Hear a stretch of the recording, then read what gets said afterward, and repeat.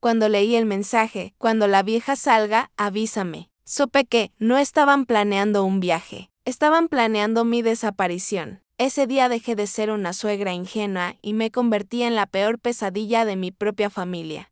Antes de empezar con esta historia, te invito a suscribirte al canal, dejar tu me gusta y contarme en los comentarios desde qué país o ciudad me estás escuchando. Ahora sí que escucha bien, porque lo que vas a oír podría pasarle a cualquiera. Me llamo Marta Salcedo. Tengo 63 años y hasta hace poco creía tener una vida tranquila en Vandemar, una ciudad mediana cerca de la costa. Llevaba casi 40 años casada con Julián, un hombre al que defendí incluso cuando nadie más creía en él.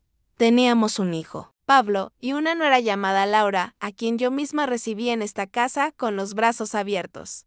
Aquella mañana, 2 horas antes de mi supuesto viaje a Italia, estaba en nuestra habitación doblando cuidadosamente los últimos vestidos dentro de la maleta. El viaje había sido idea de Julián. Te mereces descansar, Marta me dijo. Un viaje sola para que desconectes. Yo, ingenua, lo tomé como un gesto de amor tardío. A mi edad, una cree que ya lo ha visto todo, que ya nada puede sorprenderla. Qué equivocada estaba. Mientras buscaba el billete electrónico, tomé el móvil de Julián de la mesita de noche. Él me había dicho que ahí estaban todos los datos del vuelo. Nunca fui una mujer desconfiada. Conocía sus manías, sus silencios, su manera de pasar la mano por el cabello cuando mentía. O eso creía. La pantalla se encendió en cuanto la toqué. Y entonces lo vi, una notificación de Laura. El mensaje decía, cuando la vieja salga, avísame. Al principio, mi cerebro se negó a entender. Sentí como si el aire se volviera espeso, como si de repente faltara oxígeno en la habitación. Leí la frase una vez, otra vez la vieja. No decía mi suegra, ni tu esposa, ni Marta. Decía la vieja como si yo fuera un estorbo, un mueble viejo que hubiera que sacar de en medio.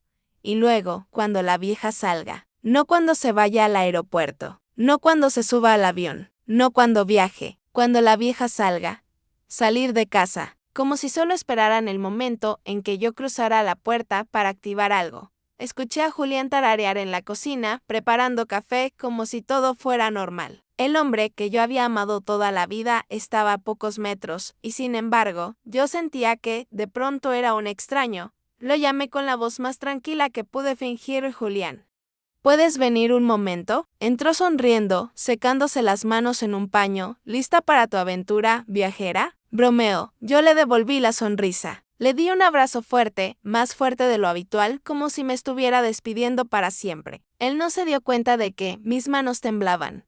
Voy a bajar a despedirme de los vecinos, mentí. No tardo, claro, ve tranquila. Yo termino de revisar tus documentos. Salí de la habitación con el bolso en la mano. Bajé las escaleras y cuando oí que cerraba la puerta del dormitorio, volví a subir en puntillas. Abrí el armario grande, ese donde guardábamos los abrigos de invierno, y me metí dentro, corriendo los colgadores para taparme. Cerré la puerta con cuidado, dejando apenas una rendija.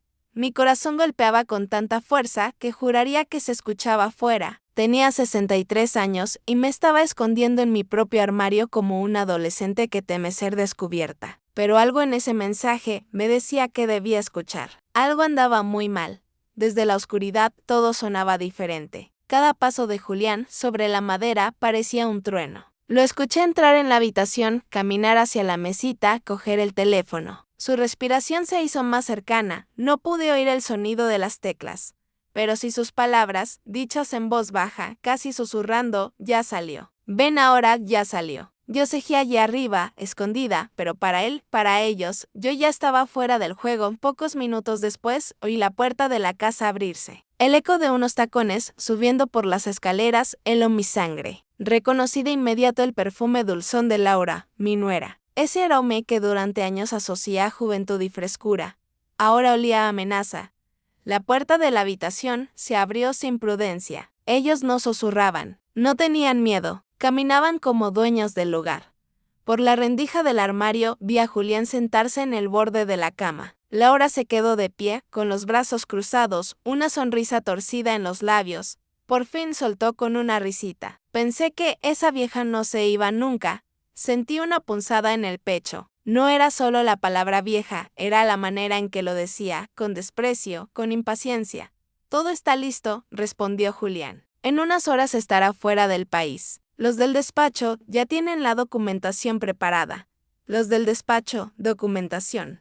En unas horas yo estaría fuera del país. No hablaban de un viaje romántico ni de un regalo. Hablaban de un plan. Laura frunció el ceño. ¿Y si algo sale mal? No va a salir mal, dijo él. El abogado dijo que, una vez que ella salga del país, podemos iniciar el trámite de incapacidad y abandono voluntario. Nadie va a dudar. Mis dedos se aferraron a una chaqueta colgada junto a mí. Incapacidad. Abandono voluntario. Palabras frías, legales, afiladas. ¿Y si regresa antes? Insistió Laura. Julián se encogió de hombros. No va a regresar. ¿Y si lo hace? Ya sabemos qué hacer. Ya sabemos qué hacer. Cada sílaba fue un golpe de martillo dentro de mi cráneo. No hablaban solo de papeles. Había algo más. Un plan B del que yo no quería ni imaginar los detalles. Laura se acercó al escritorio y empezó a revisar unos papeles.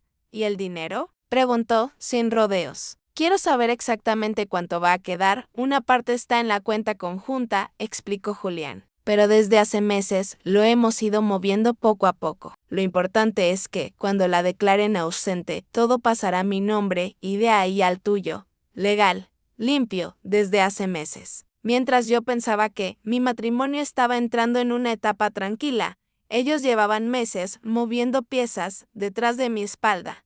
Mitad y mitad, como acordamos, remató Laura sin vergüenza. Lo justo, lo justo. Casi me reí allí encerrada. Ellos llamaban justo a repartirse entre los dos lo que yo había construido trabajando desde los 17 años. Laura dio unos pasos hacia el armario. Mi corazón dejó de latir por un segundo. Abrió un cajón justo al lado, revolvió algo, sacó una carpeta y se alejó de nuevo. Yo tragué saliva con esfuerzo. Tenemos que darnos prisa, dijo ella. No quiero que nadie nos vea juntos otra vez. Los vecinos hablan demasiado, tranquila, respondió Julián. Marta ya no va a subir. Y cuando esté volando, cambiamos todas las claves. Marta ya no va a subir. No dijo ya no va a subir hoy. Dijo ya no va a subir. Como si su lugar en esa habitación ya estuviera borrado para siempre.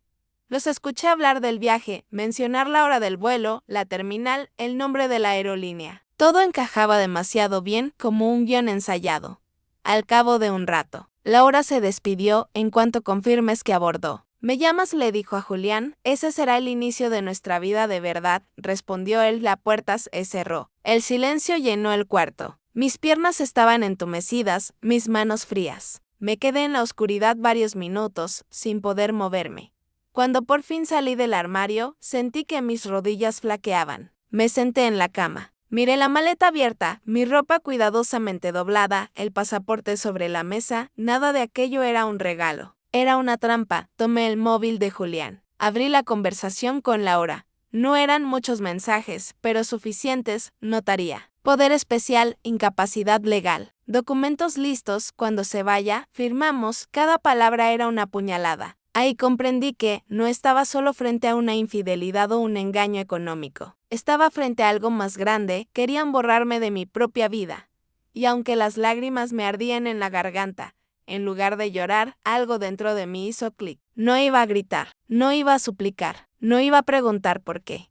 Ese mismo día, sin que ellos lo supieran, comenzó mi venganza. Mientras seguía sentada en el borde de la cama, sentí que el tiempo se estiraba. Afuera, los pájaros cantaban como si el mundo siguiera igual. Pero dentro de mí, algo había muerto. O quizá no muerto. Algo se había despertado.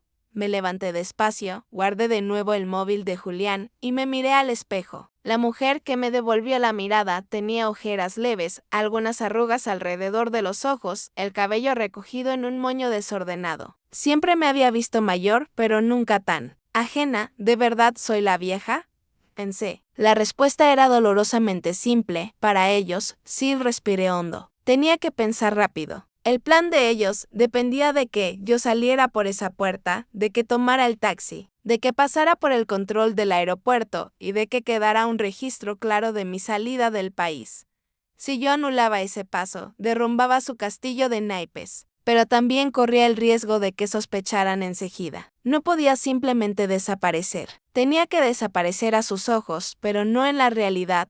Escuché a Julián subir las escaleras. Me apresuré a cerrar la maleta como si todo siguiera normal. Cuando entró, fingí estar arreglando el cierre. ¿Lista?, Preguntó con una sonrisa que ahora me daba náuseas. Casi. Estoy un poco nerviosa, admití, bajando la mirada. Hace años que no viajo sola, te hará bien, repitió. Piensa que cuando vuelvas, todo será distinto. No sabía entonces cuánta razón tenía. Bajamos con la maleta. Cerró la puerta con llave. Yo miré por última vez la casa desde el portal. Mi casa. Mi refugio. El escenario de una traición que aún se estaba escribiendo.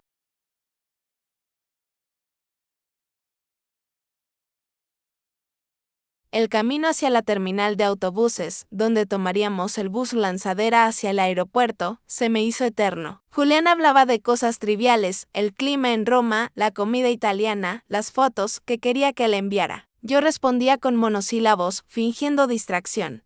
A pocas calles de la estación, llevé una mano al pecho a Julián. Creo que me mareé, susurré. ¿Puedes pararte un momento? Se alarmó enseguida. ¿Te falta el aire? ¿Te duele algo? Solo del baño. Necesito un baño. Déjame en la estación. Entró un momento y luego te escribo cuando esté mejor.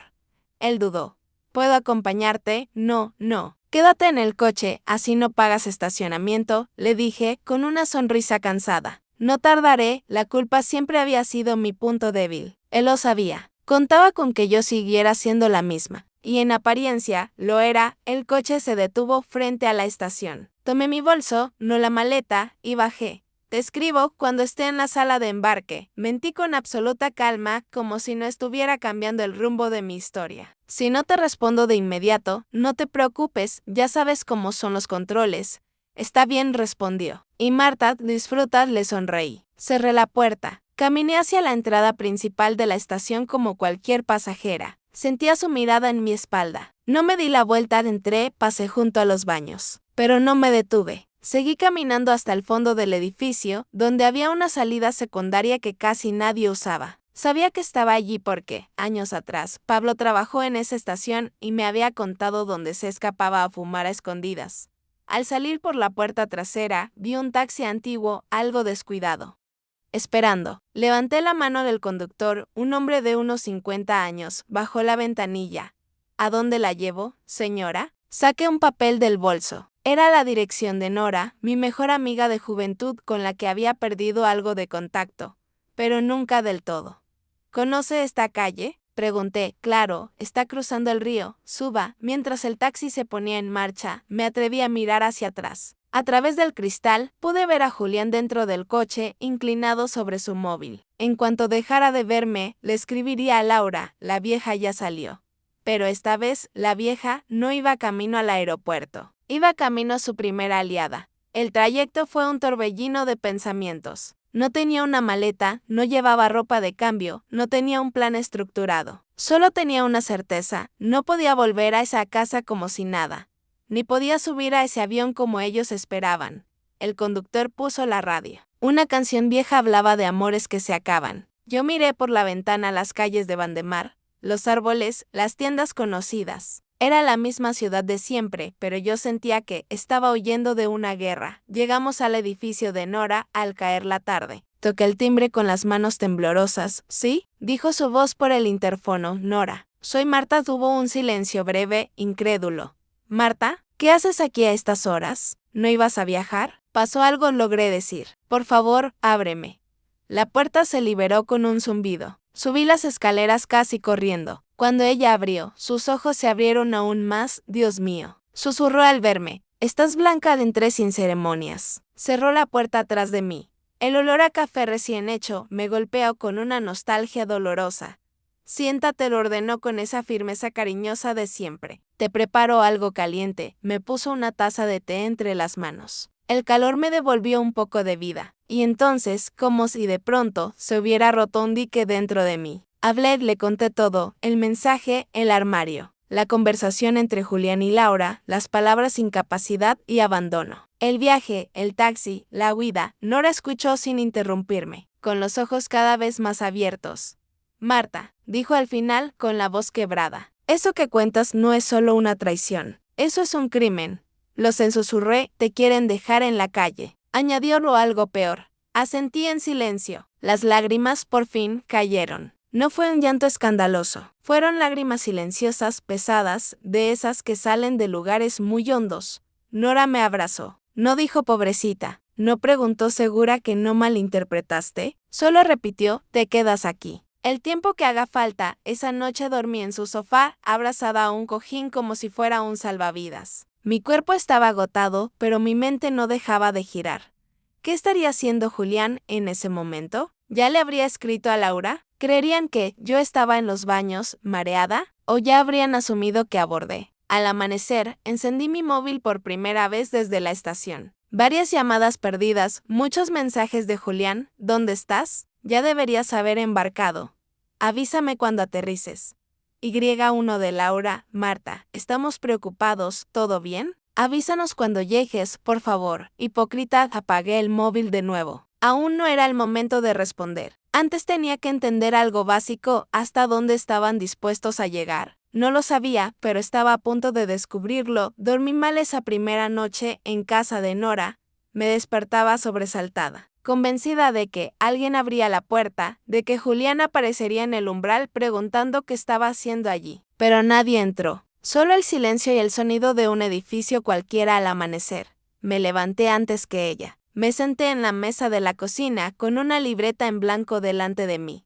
Tenía que entender qué estaban haciendo, paso por paso. No podía limitarme a sentirme traicionada. Tenía que pensar como ellos. Escribí una lista, mensaje de Laura, cuando la vieja salga, avísame. Conversación en la habitación, incapacidad, abandono, abogado, dinero. Menciona documentos ya preparados y cuando salga del país. Movimientos de dinero desde hace meses. Cuando Nora se levantó, me encontró allí con el lápiz en la mano y la mirada perdida. ¿Dormiste algo? Preguntó. Lo justo para no enloquecer, respondí. Desayunamos en silencio unos minutos. Luego me miró con seriedad.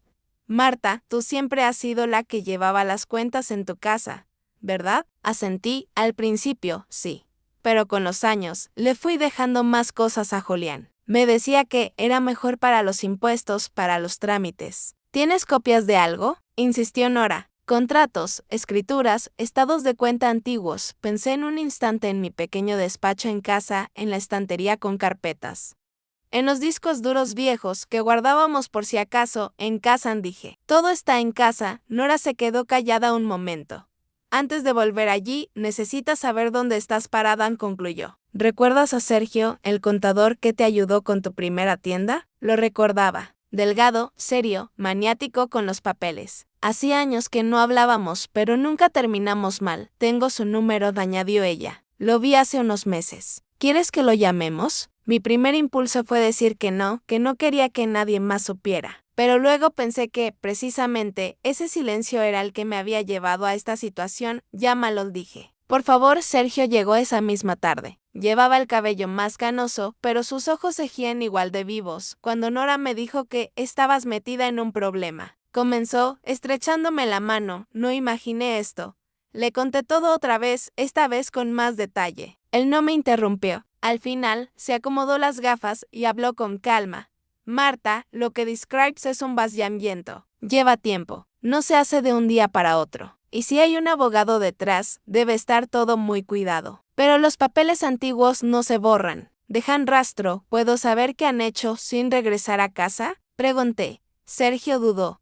Hasta cierto punto. Si aún tienes acceso digital a alguna cuenta antigua, a correos, a copias de contratos. Puedo revisar, pero lo esencial está en tu casa. Encendimos mi portátil viejo, que había dejado años atrás en casa de Nora para que ella aprendiera a usarlo. Aún recordaba algunas contraseñas. En una carpeta perdida encontré documentos escaneados de cuando abrimos la primera tienda, de la compra del departamento donde vivíamos, del pequeño edificio de alquileres. Mira, dijo Sergio señalando la pantalla. Aquí figura tu firma como titular única de la primera propiedad. Y aquí, años después, aparece régimen de bienes gananciales, tu esposo entra como copropietario. Hasta ahí, normal, pasó otras páginas. Sus cejas se fruncieron. Pero aquí, dijo.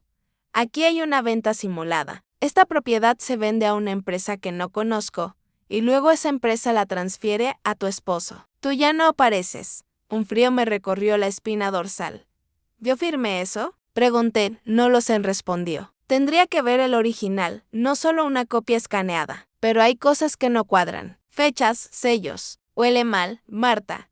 Al mediodía, mientras Sergio seguía revisando, mi móvil sonó. Era un número desconocido. Dudé en contestar, pero Nora me hizo un gesto para que pusiera el altavoz. ¿Sí? Dije, ¿la señora Marta Salcedo? Preguntó una voz masculina, seria. Sí, soy yo.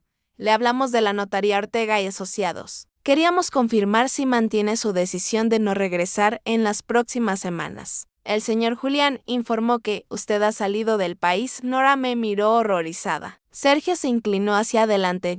No he salido del país, respondí con calma forzada. ¿Por qué lo pregunta? Es sobre unos trámites de actualización de propiedades. Si usted no regresa pronto, se considerará que el señor Julián puede proceder como representante principal. Sergio me hizo señas desesperadas para que no dijera más. Lo entiendo, dije. Gracias por la información, colgué. Sentí que las manos me sudaban. Ya empezaron, dijo Sergio. Están usando tu ausencia para moverlo todo a su nombre, y si logran declararte incapaz, podrán firmar por ti. Me apoyé en el respaldo de la silla. El mundo se tambaleó un segundo. Entonces, ¿qué hago? Pregunté casi en un susurro. Sergio me miró fijo.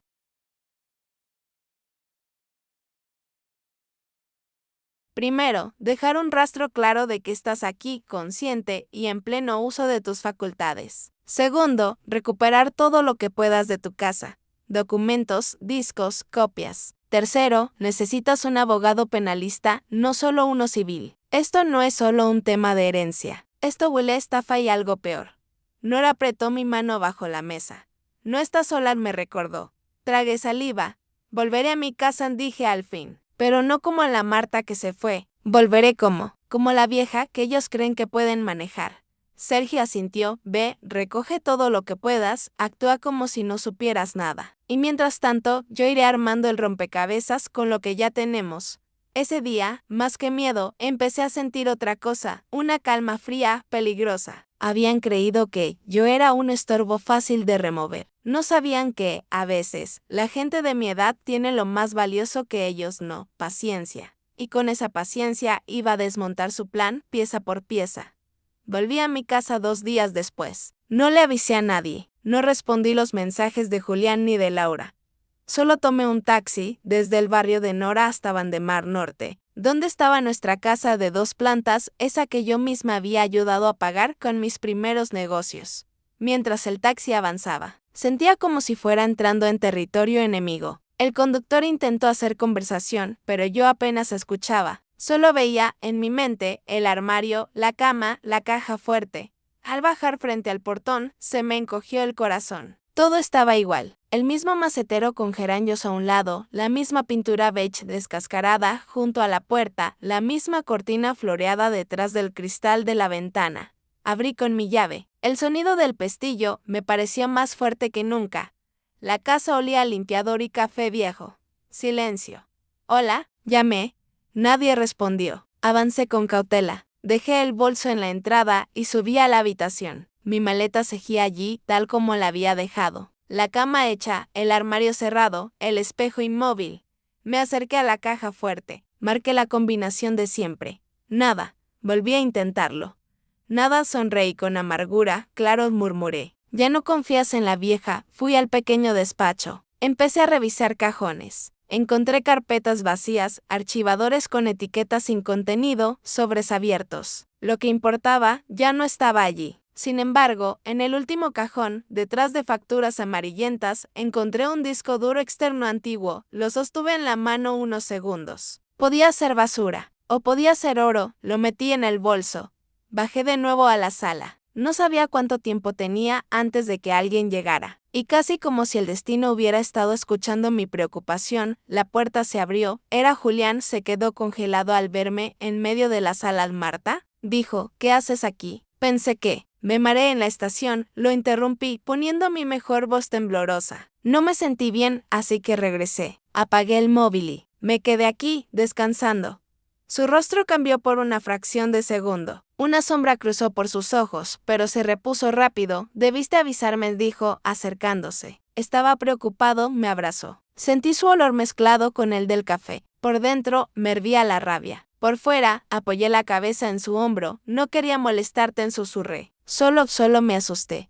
Lo importante es que estás aquí, murmuró. Ya veremos si viajas otro día, pensé. Sí, claro, de esa noche, Laura y Pablo también llegaron. Laura entró con una sonrisa amplia y un tono meloso. Marta, creímos que estarías en Italia ya. ¿Qué susto nos diste? El cuerpo ya no responde como antes, bromeé con un hilo de voz. Parece que la edad pesa.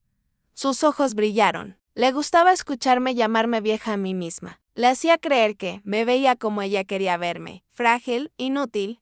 Lo importante es que estás aquí, dijo, dándome un abrazo que olía a perfume caro y veneno. Vamos a cuidarte mucho. Durante los días siguientes, me convertí en una actriz. Caminaba más lento de lo normal. Me agarraba del pasamanos al subir las escaleras. Fingía olvidar palabras. ¿Has visto mis gafas? Preguntaba, cuando sabía perfectamente dónde estaban. Marta, decía Laura con una voz cargada de falsa compasión. Tenemos que pensar en tu salud. No puedes seguir haciéndolo todo sola. Tienes razón, hija, respondía yo. Ya no soy la de antes. Pablo, mi hijo, me miraba con una mezcla de preocupación y distancia. No sabía cuánto sabía él, pero sí sabía que prefería no hacer preguntas incómodas. Su silencio también dolía. Mientras mi papel de mujer debilitada crecía, mi trabajo silencioso se volvía más preciso. Empecé a revisar la basura, con guantes, una vez que todos se dormían. Trozos de papeles rotos, sobres con logotipos de notarías, borradores de contratos, donde mi nombre aparecía tachado. Guardaba cada pieza útil en una carpeta que escondía dentro de una funda vieja de almohada. Cuando me quedaba sola en la casa, conectaba el disco duro que había encontrado al ordenador. Tardó en encender como si también estuviera cansado, pero cuando la carpeta se abrió, casi me eché a llorar. Allí estaban los contratos originales, escaneados por precaución años atrás. Mi firma, clara, firme, sobre el edificio de alquileres. Mi nombre como única propietaria del terreno, que luego Julián dijo que habíamos vendido juntos. Copié todo en una memoria USB que oculté cosida en el dobladillo de un abrigo viejo. Ese día, por primera vez, sentí que tenía algo en mi mano. No solo dolor, pero faltaba lo más delicado, probar que me estaban envenenando despacio. Aún no lo sabía con certeza, pero lo presentía, y pronto Laura me lo confirmaría con sus propias manos. Una tarde, mientras todos fingíamos ver televisión, mencioné casualmente que había tenido otro mareo. Debe ser la presión, dijo Julián. Sin despegar la vista del programa o los nervios del viaje frustrado, añadió Laura. Poniéndome una mano en la rodilla, yo me limité a suspirar. Quizá necesite algo para dormir, dije. Me cuesta conciliar el sueño. Sus ojos se iluminaron con un brillo que disimuló mal. ¿Puedo preguntarle al médico de una amiga?, respondió. A veces un sedante suave ayuda a regular. Al día siguiente, apareció con una bolsita blanca, sin etiqueta visible para mí. El doctor dijo que son gotas suaves, le explicó. Se las pongo en el té y verá cómo descansa mejor. Me tembló el pulso, pero no dejé que se notara. Confío en ti, dije, mirándola a los ojos. Esa noche, Laura fue a la cocina. Yo la seguí a distancia, en silencio, hasta quedar oculta tras el marco de la puerta. La vi sacar el frasco, contar con cuidado las gotas en la taza, mirar alrededor y añadir un poco más. Volví al sofá antes de que regresara, fingiendo sueño.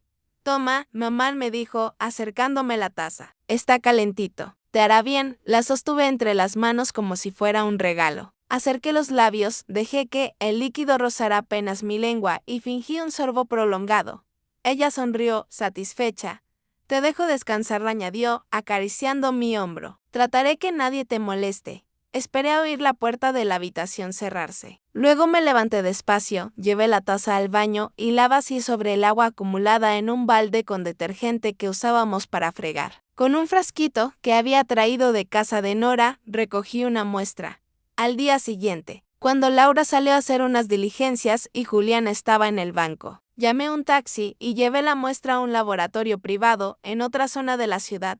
Quiero saber si esto tiene algún tipo de medicamento, le dije al técnico. Sedantes, ansiolíticos, lo que sea, ¿es urgente?, preguntó. Para mí, sí, respondí.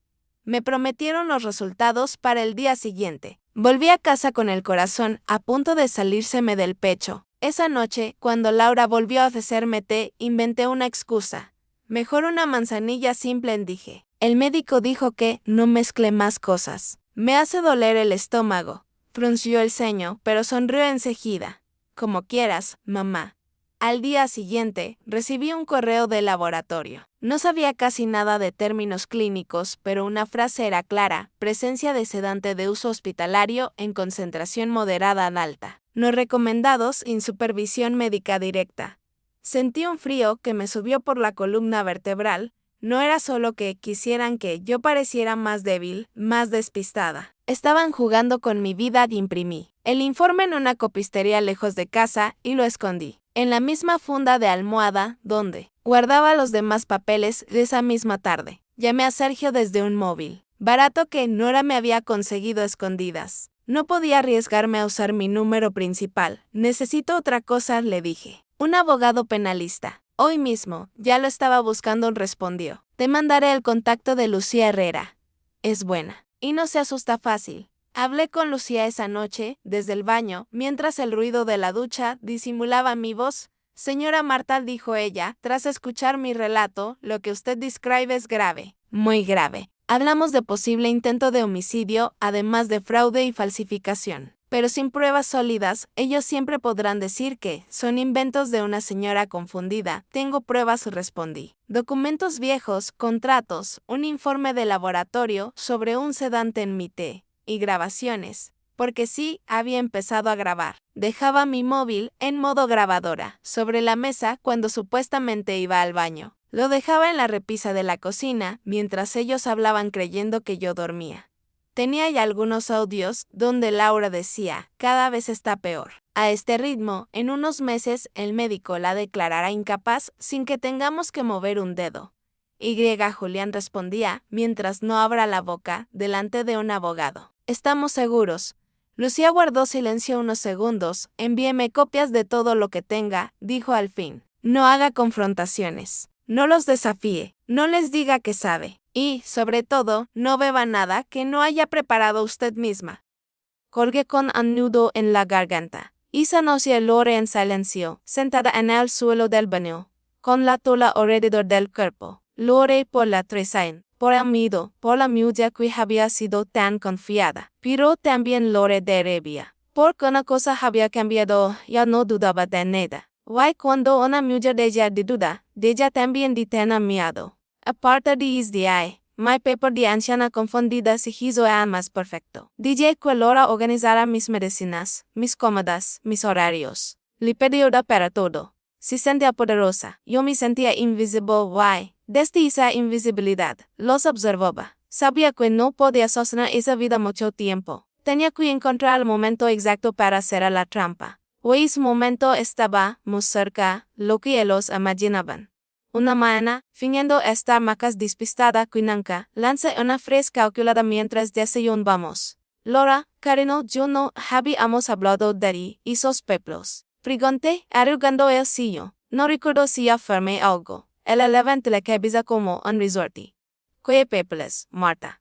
No sé. Dish, levantando la mano a la frente. Los de la casa, los del banco. Dijiste que te quería dejar todo en orden por si me pasaba algo. Se me con Julián en silencio. Fui un segundo, pero lo vi. Hablé impaciencia en sus ojos.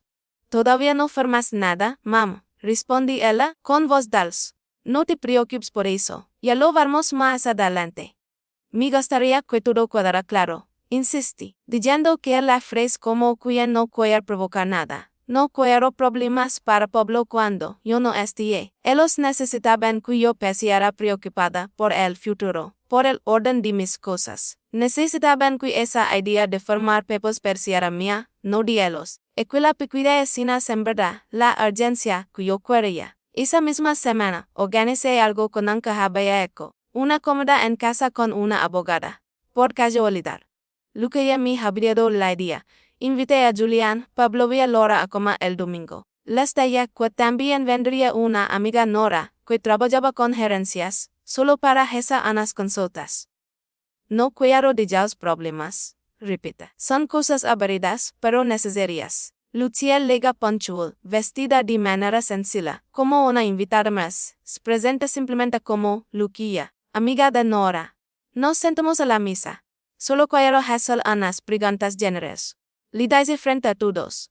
Sobre si hemos hacen los testamentos ahora. ¿Qué pasa si uno se enferma? Luke empieza a explicar cosas básicas, como si fuera una conversación trivial. Julian estaba tenso. Laura muy atenta. Pablo incómodo. Lo importante, dijo Luca, es que mientras la persona esté consciente, los líderes puede expresar su voluntad. Ninguna otra puede tomar decisiones por ella. Ni marido, ni hijos, ni nadie. Senta y ella es pisas. Lidia sabe la persona empieza a confundirse a veces.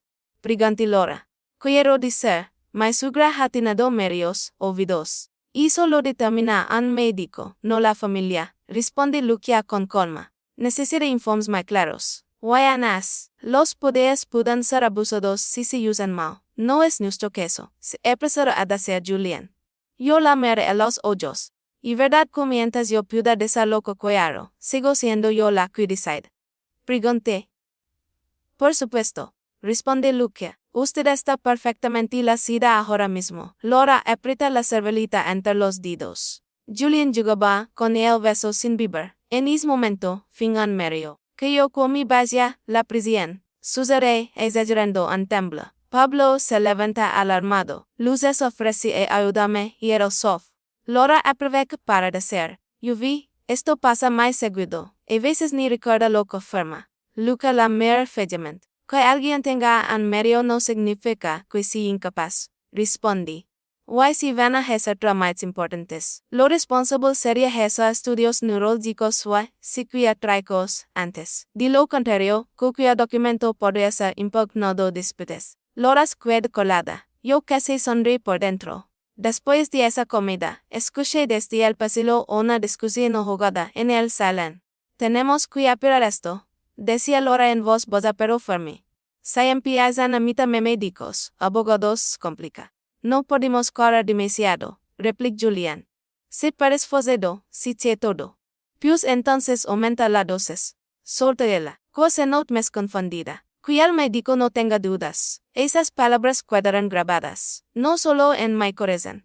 También en la memoria de mi mtasil, oculto en el bolsillo de mi bata. 2 noches después, vi a nadie mascotas a mi taza. Esta vez no se quiera disimular tanto. Yo repetí mi acto. Fingí beber. Derramé el líquido cuando nadie me roba. Guardé una muestra.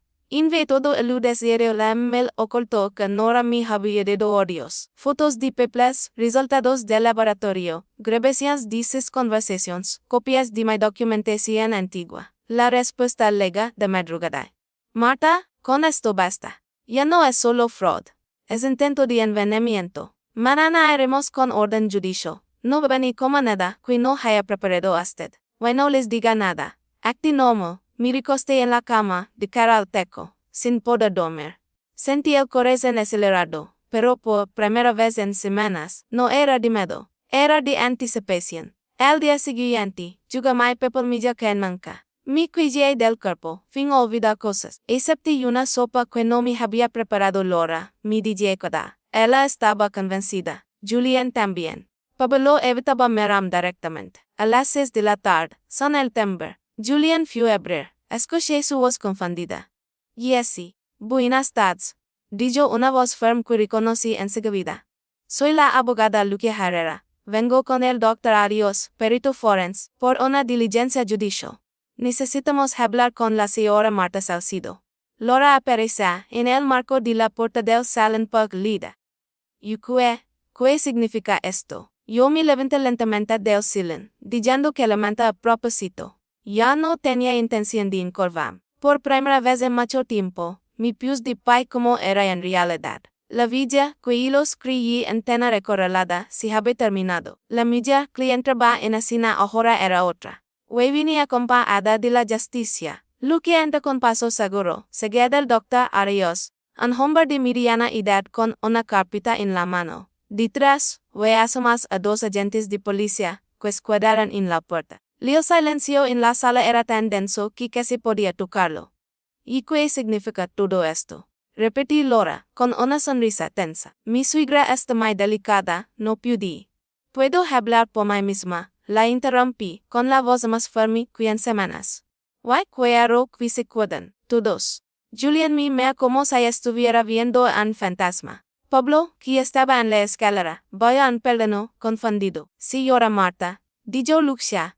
Como ya hablamos, Hoy venimos a formalizar una denuncia a proteger su integridad. Lo que usted nos entrega es muy serio. Laura se volvió hacia Julián.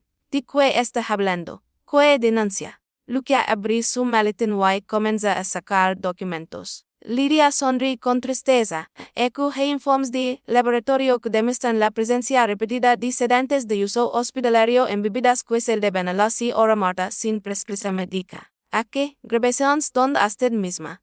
Dijo señalando el Laura. Habla de que sedante latín cada vez peor. Wadique. No va a resistir maco. Aquí, documentos de la notaria donde se preparaban por días para administrar sus bienes basados en una supuesta incapacidad que no existe. Eso es mentira. Solta Julián. Ella siempre ha sido nerviosa si confunde. Lo miré fijamente. Nerviosa. Repetí. Liasli lamas ahora y está la sida, lino quiera que me roben. Pueblo deo an paso mes. Tenía la cara desencaída. Memio. Babus. Titi escucha, lidaiche. Es lo mínimo que piensa, Lucia incendia una pequeña grabadora. Por protocolo, esta conversación será registrada. Explique. El doctor Aros va a hacer unas preguntas básicas para constatar el estado mental de la señora. Nos sentamos frente a frente. Y el doctor me pregunta mi nombre, mi edad, la fecha actual, quién era el presidente del país, cosas simples. Responda todas sin titubear. La señora está perfectamente orientada en tiempo, espacio y persona. Concluyo. No hay signos de confusión ni delirios evidentes. Lo que me contaron de su supuesta incapacidad no concorda con lo que vio. Laura soltó una risa nerviosa. Claro, hoy se siente bien, doctor. Pero hay días en los que tiras más gotas que de costumbre. La interrumpe. Lo he visto. Lo he grabado. Lo he analizado. Saqué de mi bolso la carpeta con copias de todo. La dejé sobre la mesa, ante nosotros. Aquí. Están sus palabras, Laura. Aquí estás diciendo que, con la dosis correcta. El médico firma sin dudas. Aquí estás diciendo que, todo queda en nuestras manos. Cuando yo ya no pude hablar. Ella se puso blanca. Hizo este sacado de contexto. Murmuró. Yo solo quería ayuda. Tuya. Ayuda, me incliné hacia ella. Yo ayuda a Queen. Tú y mi yo a tu cuenta bancaria. Los agentes dieron un paso dentro de la sala. Luca los me voy a sentir levemente. Además de eso, continuó la abogada, tenemos copia de contratos donde la firma de la señora Marta ha sido falsificada. Y el perito caligráfico ya hizo un análisis preliminar. Coinciden con la letra del señor Julián y el se desplom en una sila. Lo hais por nosotros, Musit. Por la familia. Siempre ha sido de la cual lo controla todo. Yo solo quería. Quitam del medio. Terminé la frase por él. Hizo, cura as, Julián. Tu cuento vida fuera, más ligera sin la vida que sostuvo 40 años. Pablo no aguanta más. Pap, yo es verdad. Pregunt, con la voz rota. Dime que no. Julián no responde. El silencio fue la confusión más clara. Sí, ahora Laura. Sí, yo Julián. Dijo Lucia, con tono profesional. Les informó que, con las pruebas recabadas, la fiscalía ha considerado que hay indicios suficientes de fraude, falsificación de documentos y tentativa de homicidio. Los agentes proceden ahora. Y esto es una locura, grita Laura. Es una conspiración. Ni siempre ha estado loca, siempre ha inventado cosas. Dio un paso hacia mí, con los ojos desorbitados. Uno de los agentes se interpuso. Por favor, mantenga la calma, dijo. Cualquier cosa que diga puede perjudicarla. Le colocarán las esposas. Nunca olvidaré el sonido del metal cera, en dos oídos de esas micas. Julián extendió las manos sin resistencia cuando también se lo hicieran. Marta, susurró, buscando mis ojos. Podemos hablar. Podemos arreglar esto. Tú y yo solos, como siempre. Como siempre no, respondí. Porque siempre fui yo la que te secretas dudas, la que te crea, la que te defiende. Esta vez no. Laura mima que odio puro cuando la hicieran llegar hacia la puerta. Te vas a cuidar sola, disculpa. Tu venganza te va a dillar sin nadie. Prefiero estar sola. Dale despacio, que rodeada de gente como Tito. Pablo se apoyó en la pared.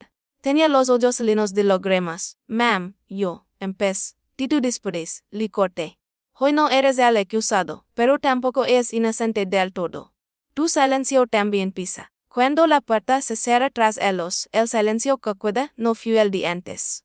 No era el silencio denso de miedo, era un silencio crudo, duro, pero limpio. Lucia sí esa, ha sido valiente, dijo. Esto recién empieza, pero hoy dio el paso más difícil. Asentí. Sentí el cuerpo cansado, pero el espíritu, por primera vez, ligero.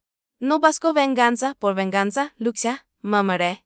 Solo quiero recuperar mi vida. Hueco cada uno cayó con lo que hizo. Ella sonrió con tristeza. Entonces vamos bien encaminadas, respondí. Es día, en esa sala donde tantas veces preparé cenas familiares, que la fachada de una familia ejemplar. Empezó otra historia, la de la verdad saliendo a la luz. A pesar de todos los intentos por enterrarla, los días siguientes fueron una mezcla rara de consultas médicas, citas con abogados cesaros de vecinos. De pronto, mi vida se había convertido en un caso. Primero, el hospital. Y el doctor os insistí en hacer pruebas completas de sangre, exámenes neurológicos, evaluación psicológica. Quiero que quid constancia oficial de yo. No solo de que lo seda, sino de que hubo sustancias en su organismo que no debían estar allí. Pasé horas entre salas blancas, olor a desinfectante y preguntas rutinarias. Curiosamente, medida de mi capacidad mental, duda de mi cuerpo tal vez, pero no de mi mente. He tenido suerte. Me dijo al final el médico internista. La dosis que le daban era baja, pero repetida. Con el tiempo, podría haber provocado daños irreversibles. O un error en el elemento aire se detuvo. Usted me entiende. Sí, lo entendía. Había caminado a bordo de un precipicio sin saberlo. Mientras tanto, Lucia Sergio trabajaban juntos. Como si toda mi vida se hubiera transformado en carpetas, fecas y firmes. Tu queso no es tan aislado como París. Me dijo Lucia una tarde, en su despacho. Muchas veces, la gente escribe con derecho a borrar a los mayores, sobre todo cuando hay bienes de por medio. La diferencia es que casi nunca hay pruebas tan claras. Las pruebas no se hicieron solas. Respondí. Me escondí, grabé, recogí basura. Nunca creí que haría cosas así. Hizo lo que tenía que hacer para sobrevivir, contesta ella. Para que la justicia tenga algo con que trabajar. Las noticias, tarde o temprano, llegaron al barrio. Vecinos, clientes apenas saludaban, ahora me miraban con una mezcla de compasión y morbo. Sabía que si preguntaban si era posible que el matrimonio, ejemplar, de la esquina estuviera en boca de todos por intento de asesinato. Una mañana, mientras compraba pan, escuché a dos mujeres hablar detrás de mí. ¿Supiste lo de Julien y la señora? Dio una. Que la querían dejar sin nada, a la pobre. Yo siempre noté algo raro en esa muchacha, responde la otra. Muy altiva. Liel, siempre pegado ella como si fuera la túnica en el mando. No me volví. Pegué al pan, agredé que el panadero besal. No tenía fuerzas para educar chismes. Bastante tenía, con mi propia gara. Pablo seguía siendo una herida abierta. Durante las primeras semanas no vino a verme. Su abogado lo había aconsejado mantenerse a distancia hasta que se aclara su posición en el caso. Legalmente, su participación era más pasiva, pero moralmente era otra historia. Me llamó al cabo de un mes. Ma'am, dijo, con voz apagada. Podemos hablar. Quedamos en un café lejos de casa. Cuando lo vi entrar, me dolía el pecho. Era mi hijola al mismo tiempo, un hombre que no reconocía del todo. Se sentó frente a mí sí. No sabía por dónde empezar. Yo no pensé que, balbuce, que podrían llegar tan lejos. Completo yo. Hizo dices. Asentí. Papá me hablaba de trámites, de que te quiera es simplificar las cosas, de que no quiera es preocupar por nada lora de que quiera mejor que él se encargará de todo porque te cansabacio, pues crios. Claro, responde. Era más fácil que preguntarte si yo estaba de acuerdo. Se quedé en silencio. Nunca imaginé lo de las gotas, sucederá al fin. Eso no lo sabía, lo miré fijamente. Si no hubiera habido gotas. Pregunté. ¿Tú te habría parecido bien que a los se cuadran con todo, solo porque la vieja ya no necesita tanto? Pablo apretó la taza con fuerza. Estoy ciego, admití. No puedes ver, supongo que prefiere la comodidad. Hizo, talle despacio. Prefieres no ensuciarles menos. pero arguye que mancharlas. Why fuiste quien les abrí la puerta a esta casa? Sus ojos se llenaron de lágrimas. ¿Me odias? Pregunta. Toma ella. Y odio es un lujo que no quiero dama mi edad. Responde. Pero mi dio. Why Estela no se era rápido, se cubrí el rostro con las manos. No lo abracé. No era crueldad, era honestidad. Toda mi vida había puesto vendas sobre heredas ajenas sin que nadie mirara las mías. Esta vez no. Mientras la justicia avanzaba, lenta, como siempre, hubo otro giro inesperado. Salió mi una tarde. Tenemos noticias buenas y malas. Dijo. Empieza por la mala, pedí. El proceso va a ser largo. Van a intentar negociar, decir que fue todo un malentendido, que te estabas paranoica, que exageras los sabes. Asentí, me lo esperaba. Voilà bina, que tú, yo, del pasado era más lista de lo que pensabas. Respondí con un tono casi alegre. Heclar uslas en las escrituras antiguas que te protegen. Aunque los hayan movido papers, falsificado formas, muchos sigue teniendo tu nombre como ich. Legalmente, tienes muchas más posibilidades de recuperar las bienes de las que creíamos al principio. Sentí que algo se aflojaba dentro de mí. No era alegría exactamente. Era la identidad. Como si de pronto mi nombre volviera a tener piso en el mundo. Esa noche, al recostarme, me atacó oscuro y pensé. Han corrido Boram, pero mi forma seguía allí. Más fiel que las personas a las que amé. Todavía faltaba el juicio, la exposición pública, la sentencia. Pero ya no tenía miedo de ese escenario. Porque por primera vez desde que comencé en el medieval, sabía que no estaba sola. O sobre todo, sabía que había sobrevivido a lo peor. A que en la que más con fe, hubiera querido que yo no estuviera viva. El día del juicio amanecía gris. El cielo sobre Valdemar estaba cubierto de nubes bajas, como si la ciudad entera contuviera la respiración. Lucia me acompañó desde la entrada del tribunal. ¿Segura que estás bien? Pregunta. He pasado por cosas pías, respondí. ¿Cómo creer que mi propia casa era segura? Camí por el pasillo central con la sensación de que cada paso era una apa llena de mi vida, que se cerraba y otra, que se abría. Al entrar a la sala, veía los presentes periodistas, curiosos, algunos vecinos, funcionarios. En uno de los bancos laterales estaba Pablo, cabizbajo. En el banquillo de los acusados, Julien y Laura, cada uno con su abogado. Me costé reconocer a Julien. Había envejecido en pocos meses. La prisión preventiva no le había sentado bien. Ojeras hombros caídos, manos inquietas. Laura, en cambio, seguía con el mentón alto, los labios apretados, negándose a ser derrotada. El juez entra. Todos nos pusimos de pie. Empezó la audiencia. El fiscal expuso el caso con una frialdad profesional que dolía a la vez aliviaba. Habla de vencimiento patrimonial, de falsificación de firmas, de administración, de slile de una dinámica de sedición progresiva sin control médico. Presenta los documentos, escrituras, transferencias bancarias, poderes notariales. Muestra las pericias caligráficas que se alaban a Julien como autor de firmas falsas. Los informes clínicos que confirmaban la presencia de sedantes en mi organismo. Luego vinieron los odios. Escuchar la voz de Laura en esa sala fue como revivir cada uno de mis miedos. El sedante latín cada vez peor. No va a resistir mucho. Cuando esté incapaz, el poder entra en vigor do cuida en nuestras manos. Los mámulos del público eran inevitables. Laura se removía en su asiento, apretando los puños. Julien mantenía la mirada hacia Abel, como si fuera desaparecer. La mamosa declara a la hora Marta Salcido. Dijo el jazz. Luque me toca el brazo. Me levanté. Sentí las rodillas pesadas, pero la espalda recta. Caminé hasta el estrado. El jazz me pidió mis dedos, respondí. Luego, el fiscal me invita a relatar los hechos, con mis propias palabras. No sé qué entujabalé. Para la noción del tiempo fue casi un alivio. Conté el mensaje. Cuando la vieja salga, avíseme. Conté el armario, el perfume de Laura, lo ofrece, a unas horas estar fuera del país. Las menciones al abogado, a la gerencia, all ya sabemos qué hacer.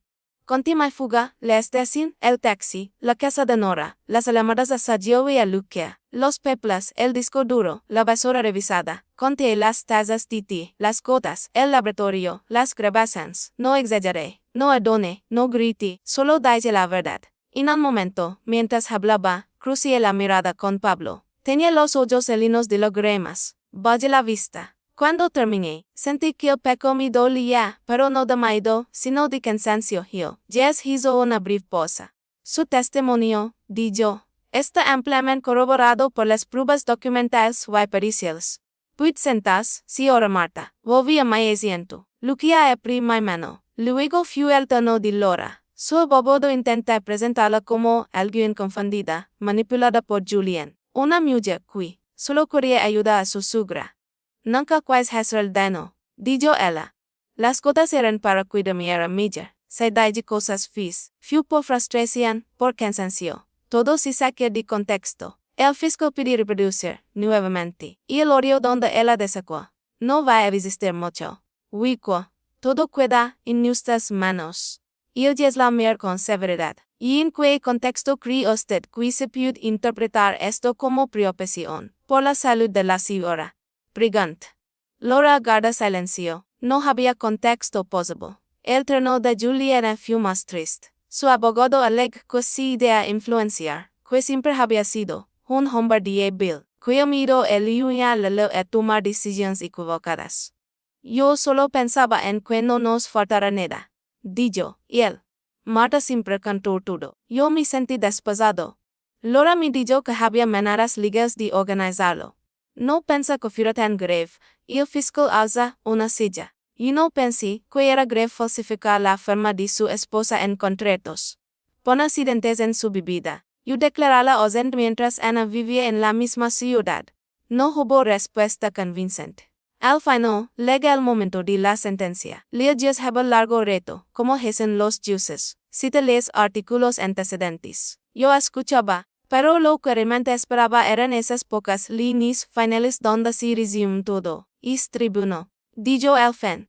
Declara culpables a Julian Rivas y a Laura Ortega de los delitos de fraude agravado, falsificación de documento, público y tentativa de homicidio en concurso real. Se les impone la pena de prisión. El resto se perdió entre cifras y años. Lo importante ya estaba de acá. Culpables. Laura cerra los ojos un segundo, como si se negara a aceptar la palabra. Cuando los volví a abrir, mimir, no había arrepentimiento, solo odio. Julian, en cambio, se volvió hacia mí cuando los agentes se acercaron para levantarlos. Nunca pensé que colgar tan lejos, susurra. Lo miré sin parpadear. Yo nunca pensé que tirar tan bollo.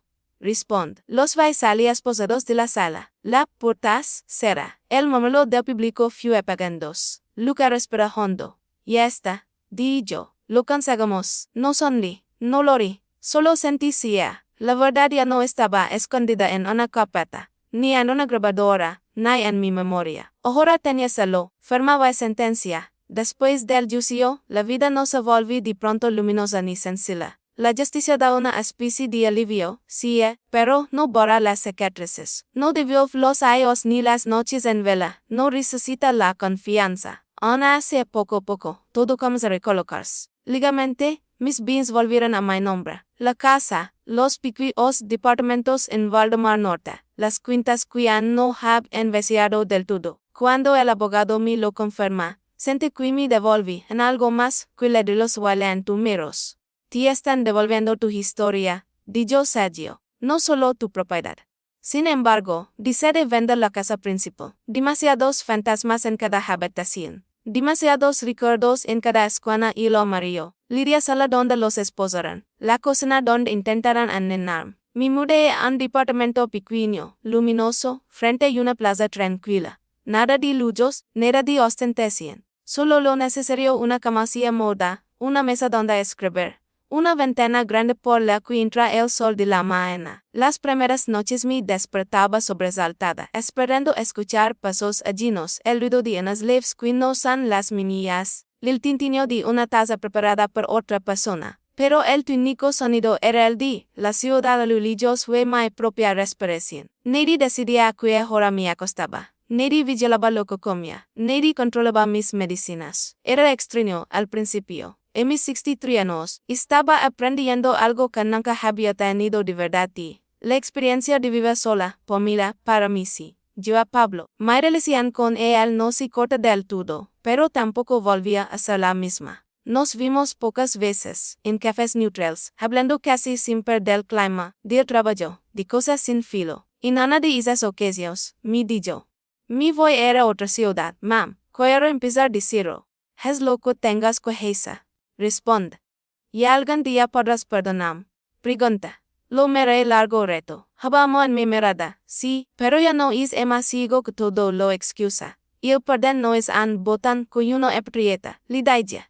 Es un camino. Un día ligo lo sabes. Si no, tendrás que vivir con eso. Ego que yo vivo con lo que te hiciste, voy con lo que no hiciste. Si le llenaran los ojos de lágrimas. No lo aprecié, no porque no lo quisiera, sino porque no iba a finger. Demasiados años de finger ya. Cuando supe la condena definitiva de Julie y Laura, estaba regando las plantas de mi pequeño balcón. Mi la maluquia. Se confirma la sentencia. Dijo. No hay cambios sustanciales. Gracias. Responde. Cogeré. No hay fiesta, no brinde, no bele. Simplemente sigue regando mis geranios. Esa fue mi verdadera victoria. Puedo seguir regando mis plantas, abrir mi puerta, preparar mi taza de té, sin miedo. Con el tiempo, empecé a caminar cada tarde por la plaza. Me detuve a observar niños en bicicleta, parejas discutiendo en voz baja, ancianos sentados en bancos, compartiendo silencios sidamodos. Algunas veces, recordaba a la Marta que fue antes del mensaje. Esa mujer que creía que su mayor preocupación era si la maleta pesaría demasiado en el aeropuerto. Esa que nunca habría imaginado que su propio esposo y su nuera planeaban borrarla de la historia. A veces en esos espacios, me hablaba a mí misma por dentro. Titi equivocas confiando sin límites, pero supes disputa. Eso te salva la vida. Con los meses, la historia de ella de ser un expediente activo empezó a ser un relato. Mi relato. Un día, dice describirlo, toma un cuaderno bonito, me senté junto a la ventana y empecé. Cuando leí el mensaje, cuando la vieja salga, avisem, sup que no playa ben un viaje. Planea ben mi desaparición. Volví a vivir cada escena, pero esta vez con la distancia suficiente para entender algo. Mi venganza no había sido verlos tras las rillas. Eso era justicia, necesaria, sí, pero mi verdadera venganza fue otra. Seguir viva. Seguía siendo dueña de mi nombre, de mis decisiones, de mis mañanas y mis noches. Miram al espejo y reconocerme. Abrir un armario sin miedo. Beber una taza de té sin sospecha. Eso, después de todo lo que intentaron, era algo más poderoso que cualquier castigo. Hoy, mientras te cuento esta historia, yo solo entré por la ventana de mi nuevo hogar. Afuera, la vida se su curso sin saber que en este pequeño departamento del Ulma vive una mujer que estuvo a punto de ser borrada por su propia familia hueca, sin embargo, decidió no desaparecer. Perdí a un esposo, perdí a una nuera, perdí la ilusión de una familia que creí tener. Es una herida que no se cierra de todo, porque hay ausencias que duelen incluso cuando ya no lastiman. Pero gané, algo que nunca había generado por completo. La verdad. La libertad de desear. No. La de desconfiar cuando algo no va bien. La de poner límites incluso a quien comparte tu sangre o tu cama. La libertad de entender que el amor no es obedecer, ni cola, ni desaparecer para que otros estén más modos. Por cuando todo parezca perdido, no elige morir en silencio. Elige vivir. Voy a jurar que has legado hasta aquí conmigo. Te voy a pedir algo más sencillo pero más importante para mí. Lidia suscribirte al canal si no lo has hecho. Udia tu me gusta si esta historia te hizo pensar sentar algo. Lidia soy en los comentarios que habrí has hecho tu en mi lugar de esta. ¿Qué ciudad del mundo me estés escuchando? Me encanta leerlos. Gracias, de corazón, por cuidarte hasta el final.